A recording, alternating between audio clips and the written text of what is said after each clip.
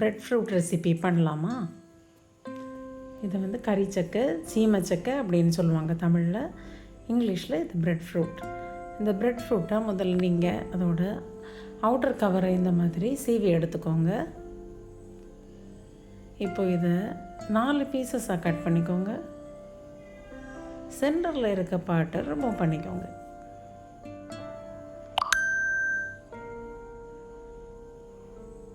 இப்போ இதை நீங்கள் தின் ஸ்லைசஸாக இந்த மாதிரி கட் பண்ணிக்கோங்க.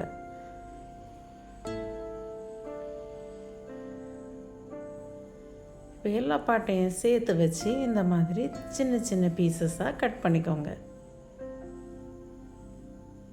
கட் பண்ண உடனே நீங்கள் தண்ணியில் போட்டு வச்சுருங்க, இல்லைன்னா அது கருத்து போயிடும். இந்த மாதிரி இதை தண்ணியில் போட்டு நல்லா கழுவி எடுத்துக்கோங்க. பெரிய சைஸ் ஆனியனை இந்த மாதிரி ஸ்லைசஸாக கட் பண்ணிக்கோங்க.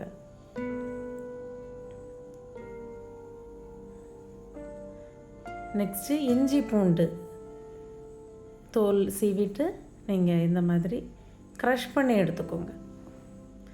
ஒரு கடாயில் ஆயில் ஊற்றிட்டு கடுகு, உளுத்தம்பருப்பு, ஜீரகம், ரெட் சில்லி, வெங்காயம், உப்பு, கறிவேப்பிலை, இஞ்சி பூண்டு விழுது இது எல்லாத்தையும் போட்டு நல்லா வதக்கிக்கோங்க. Coriander powder, turmeric powder, red chilli powder, fennel seed powder எல்லாத்தையும் நல்லா அதில் மிக்ஸ் பண்ணிக்கோங்க. இப்போது நம்ம கட் பண்ணி வச்சுருந்த அந்த கறிச்சக்கையை இதில் போட்டுக்கோங்க. போட்டு நல்லா மிக்ஸ் பண்ணிக்கோங்க. அதில் இருக்கிற மசாலா எல்லாம் அதில் கோட் ஆகுறது மாதிரி நல்லா மிக்ஸ் பண்ணிவிட்டு கொஞ்சமாக தண்ணி ஊற்றி அப்படியே சிம்மரில் ஒரு 5 மினிட்ஸ் வச்சுருங்க. இப்போது இது நல்லா வெந்திருக்கான்னு நீங்கள் செக் பண்ணிக்கோங்க. கொஞ்சம் சால்ட் வேணும்னா போட்டுக்கோங்க. செக் பண்ணிவிட்டு இப்போ நல்லா வெந்துருச்சு. இந்த ஸ்டேஜில் நீங்கள் கொஞ்சம் கோகனட் தேங்காய் திருவல் போட்டுக்கோங்க.